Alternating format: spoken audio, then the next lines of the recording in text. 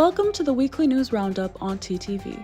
I'm Najah Daha. Spain's civil guard has warned of a growing and largely silent migratory pressure in Mauritania, estimating around 360,000 irregular migrants in the country, only half of whom officially registered. The reports suggest that this buildup could lead to a major surge toward the Canary Islands in 2026, as instability in Mali and limited repatriation capacity in Mauritania create a pressure reservoir ready to overflow. Nouadhibou is described as an emerging hub for organized smuggling networks, while the Canary Islands reception centers are already stretched to their limits. Mauritania continues to consolidate its position as a leading player in green hydrogen ahead of the MSGBC Oil, Gas and Power 2025 conference in Dakar.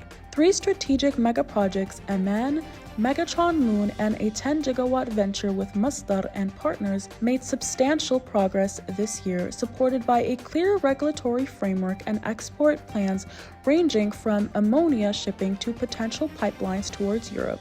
President Mohammed Ould Sheikh Al Ghazouani has dismissed early election talk as premature, urging political actors to focus instead on governance, unity, and development. He called for a responsible national conversation on institutional reforms, transparency, and the performance of democratic bodies, while stressing that anti-corruption measures will not be used for political score settling.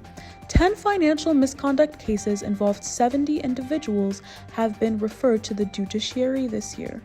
In Spain, political parties and rights groups are increasingly divided over the EU-funded migrant facilities operating in Mauritania. Critics argue these centers function as hidden detention sites lacking transparency, while the Spanish government insists they are humanitarian structures run under Mauritanian law. The debate reflects a wider European trend of outsourcing migration management to transit countries, raising legal and ethical concerns. Reports indicate that the jihadist group Jnim's blockade on fuel convoys in Mali may soon extend to supply routes from Mauritania, threatening deeper economic paralysis across West Africa.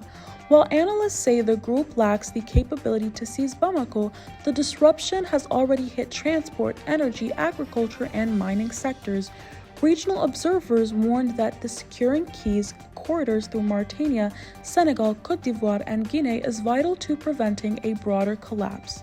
In Nouakchott, ICAO environmental specialist Manuel Schrenk presented the ACT-SAF program aimed at accelerating the adoption of sustainable aviation fuel. He will coordinate national assets and constellations in the coming months, noting Mauritania's strong engagement through its Civil Aviation Authority.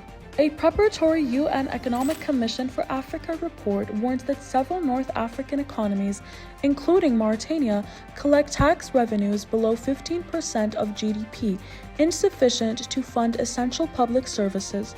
The report calls for modernized tax systems, digitalization, greater budget transparency, and expansive financial inclusion ahead of high-level discussions scheduled in Rabat in November 2025. Stay updated for more details on our social media platforms or visit our website www.taqaddumi.mr.